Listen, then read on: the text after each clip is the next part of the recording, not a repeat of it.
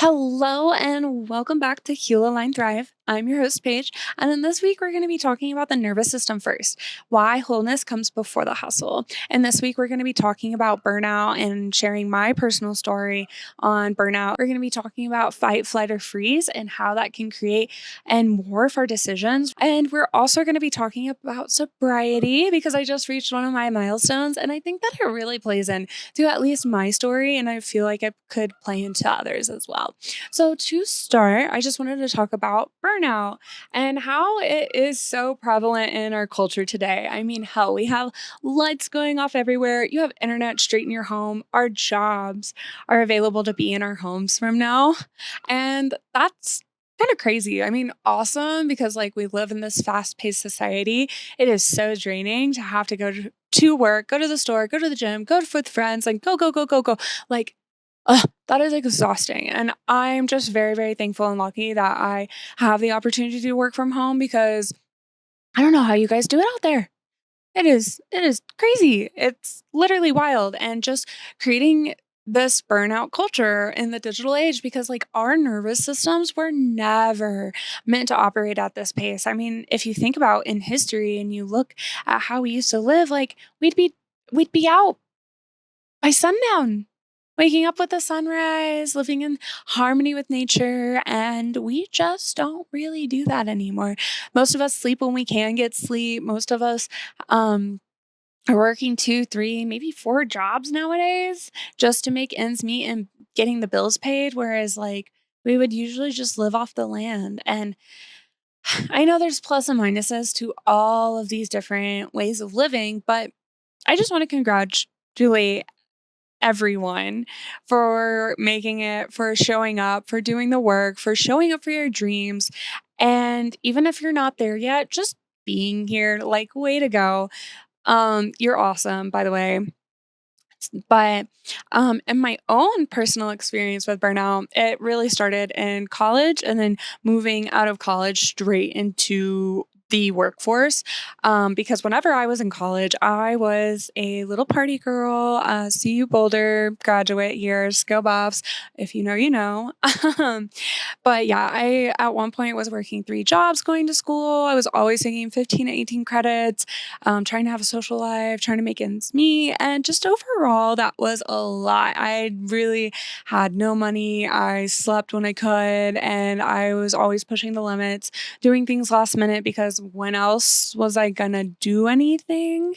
It was always about trying to catch up to what life was asking out of me. And so that was really difficult. And then after I graduated, I got was lucky enough to find a job working at a Tai Chi center where I got paid to pretty much learn how to meditate. And that was awesome and great and energetically draining.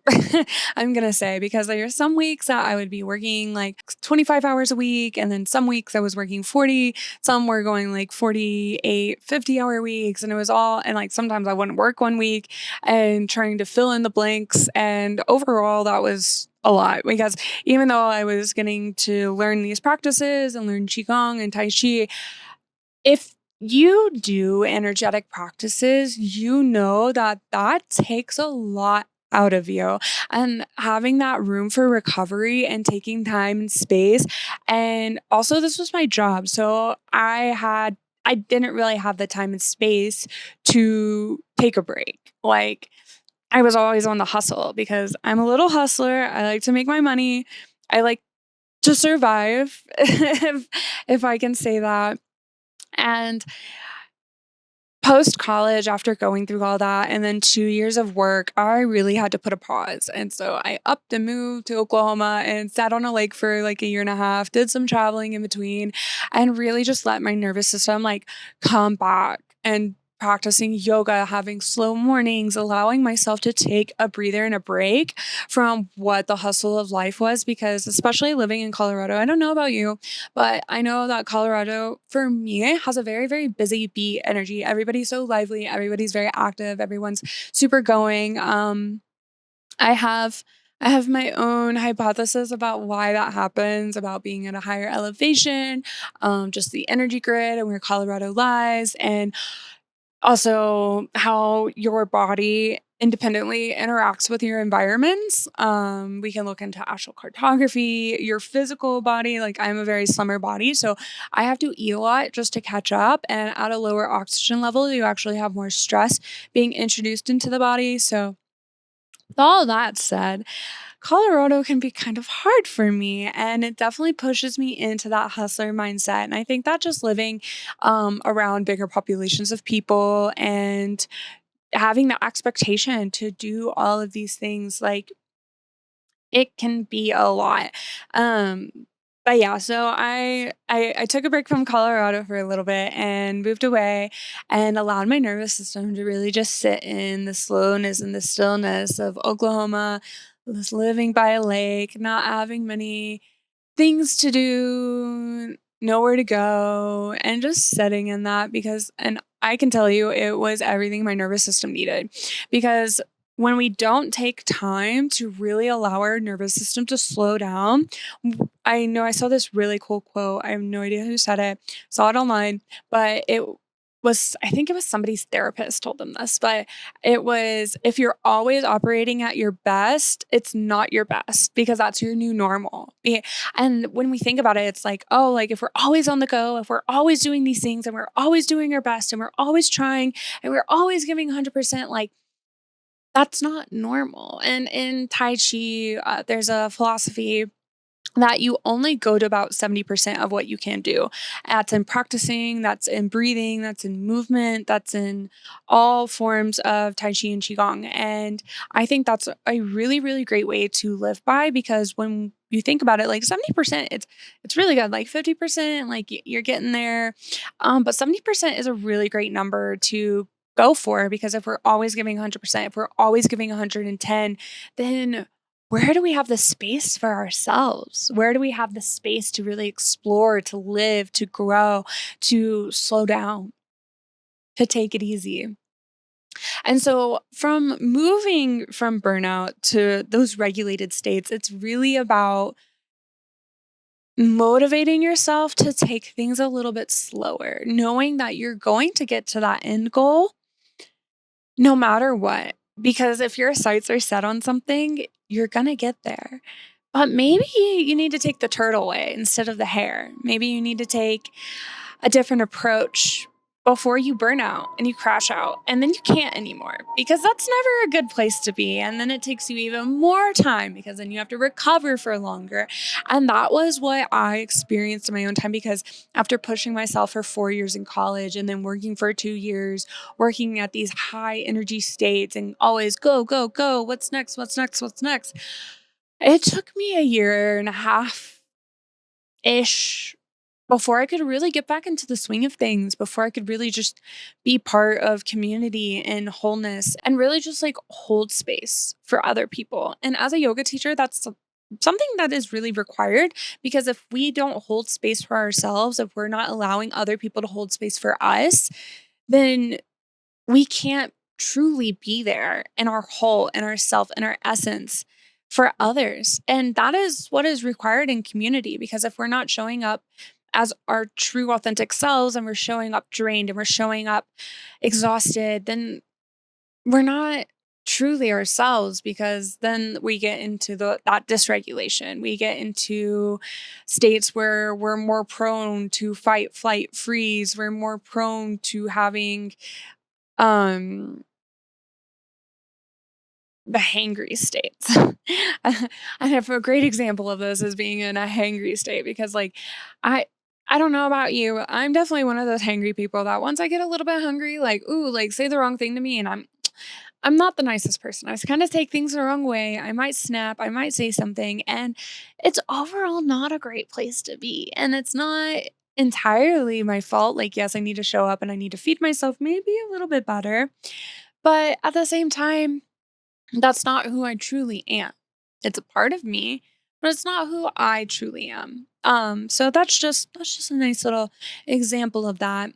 But as I was talking about fight, flight, or freeze, and talking about these automatic states that we can get into, I wanted to talk about the nervous system and how the fight, flight, or freeze response really shows up for us And if you've heard about it, awesome, great. Just going to go into review mode. If you haven't, then sit back and I hope that you learn a thing or two. But so whenever we have a situation happen, we have someone talk to us in a way that we didn't like, or we experience a crazy scenario happening in front of us, that can move the system into an automatic response. And this can look like a few different things. The system is going to move from that regulated state to a dysregulated state, and it's going to move into a automatic survival mode. It's going to react. It's going to be like, holy cow, this thing is happening. Someone's yelling at me. My mom used to yell at me, and I'm either going to sit here and I'm going to freeze. I'm going to fight back. I'm gonna run away, or you're gonna try to appease the situation, which is also called fawning and is part of the fight, flight, freeze, fawn.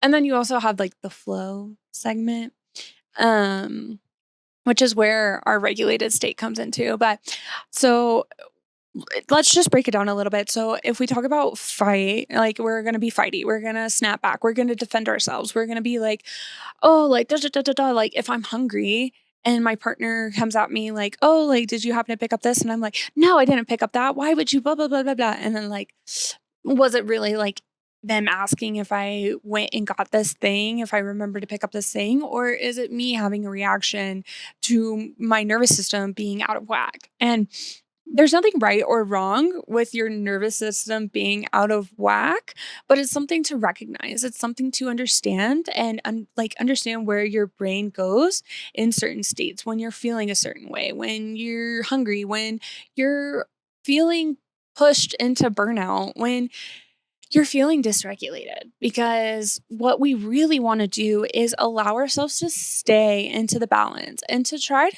like be there, because if we go too far, obviously we're going to get dysregulated, and dysregulation isn't a bad thing either. Like, these things happen, especially in a society that pushes our limits every single day. I mean, like, hell, we have so much popping up on the news and so much disruption in just the world right now, that there's a lot of fighting, there's a lot of flighting, there's a lot of dysregulation happening overall. But how can we just remain in balance? How can we remain in this regulated state with taking care of ourselves and our emotional needs, and understanding that when those things pop up, how do we pop out of dysregulation into regulation? And I just want to note that tuning into the breath is one way to really understand where you are emotionally. So if I am dysregulated, more oftentimes than not, your breath is not going to be at a deep, full, smooth stasis. You're going to be holding your breath. You're going to be choppy in and out. You're going to be some kind of erratic in your system. And when we come to first look at the system, the breath is a great guide for knowing where we truly are, because it is the first telltale sign of the nervous system, because it's part of us, right? It is our life, it is our livelihood, and it is our nervous system, and it is a direct tie into the nervous system. If you want to learn a little bit more about this and how the breath can affect trauma and how we can actually heal our trauma through the breath, I highly advise you to check out the polyvagal theory. Um, it's great. And I'll also drop some links below for you to read in your own time. But the breath, when we find that we're in these dysregulated states, the first way that we can come into regulation is by tuning into the breath, by dropping in to noticing first where our breath is, and then allowing our breath to slow down with every inhale and exhale, doing our best to take a full breath in and out. If you're able to get into the body, taking those big belly breaths and feeling the belly rise and fall, is great, but I know sometimes, especially when I get into moments where my PTSD is showing up or I'm just really feeling dysregulated and tuning into my body is not um available, but I can kind of notice my breath. I will do 3 breaths in or 3 counts in and then 4 counts out. And allowing that additional second of the exhale actually allows the body and teaches it to take a step back, to slow down, to move into regulation. And if you're experiencing any kind of dysregulation, if you're experiencing panic or anxiety or anger or anger or doesn't just have to be with hunger, but actual anger. If you're feeling these emotions that are pretty high intensity, allowing yourself to tune into the breath is one of the best steps to moving into that regulated state. So, and why do we want to be regulated? Well, when we're regulated, we can actually make better decisions. We can make and take actions that are aligned with our true self, and we can actually line up with who we really are. Because I mean, I know that in my own experience, like I have been extremely angry and I maybe said something to a friend that I never really meant. And then then we have to take the extra time to apologize and to go out of our way to really make sure that we repair that relationship. And I just feel that when we try to remain in this balanced state of regulation, we can avoid those moments. And those moments do happen, but it's how can we try to prevent that from happening so that we can bring purity back into our conversations, back into our community, some love, the unity and respect of one another. Because times are hard and yeah, we have to have a little grace for everyone, but also we need to offer to ourselves that little bit of grace and we need to show up and take responsibility and for our actions and how we show up. And I think that's like a super duper important. So I want to move on a little bit and I want to talk about how healing is not about surpassing the body and how healing actually comes into the body first. Because in my little young substance exploring self, I definitely wanted to go to the moon and the stars and the cosmos. And I neglected my body. My body was a place that was not safe. As somebody who suffers from trauma and PTSD, I learned very early on that the body was not somewhere where I wanted to be. It held a lot of emotions. It was not something I knew how to control. And I just wanted to feel numb and avoid this at all costs. And that led me to being a lot in my mind and a lot in spirit, which was great, and I feel like I learned a lot, but what really got me to come back full circle was acknowledging that the body really is the gateway to healing. And not only is it the gateway to healing, it's the gateway into your spirituality. It's the gateway into your energy work. It's the gateway into learning about who you truly are. It's the gateway to truly living your dream life because like if you're always in your mind and you're always in the sky, like you're not grounded. First of all, and manifestations do not happen without the physical grounded actions that come along with them because I can wish, I can think, I can pray all I want, but if I'm not grounded and rooted into my body, like I don't know, and some people might have a different thing to say on that. And it is about mindset and mentality and stuff, but you have to bring the actions in yourself and that essence along with it. And that's where healing really comes is from the body. And I from actually moving my healing into the body by using yoga, by using qigong and learning about the energy systems in my body, I've been able to flourish so much more. I've been able to tune into the life that I've really wanted. I've been able to create jobs that work from home. I've been able to become a yoga teacher. I've been able to coach people on how to move from burnout to balance. And it has been the biggest blessing because even when we come from our burnout and we want to step into regulation, you go to the body. You don't think your way out of PTSD. You don't think your way out of anxiety. You don't think your way out of anger because these are emotions. They're not logical. There's nothing logical about it. And spirit is there for you, and your spirit is there to support you. But our body allows us the access to really truly dive in and experience and feel, because isn't that what being human's really all about? Being able to feel? Because, like, what a blessing it is to be able to cry, to be able to to love, to feel anger, to experience what being human truly is, and to have this on a conscious plane. Like, it is such a blessing, and it sucks sometimes. But I don't know. I know it's hard, but it's definitely, I'm really thankful just to be able to feel again and to feel into my body and to feel into my soul, because for a really long time I was so numb to the world. And I'm thankful to be able to cry because I love someone so much. I'm thankful to be able to miss someone because they were my dad or like my best friend, or to grieve and like that means I loved them, or they were there for me, or I appreciated who they were as people and like animals and just like the world. Like, we can spin off on that for a while now, but what I really just want to like tune into is that like how grateful it is to be a person, to be on this earth, to be in this point and moment in time. And I think that's just like a really cool thing.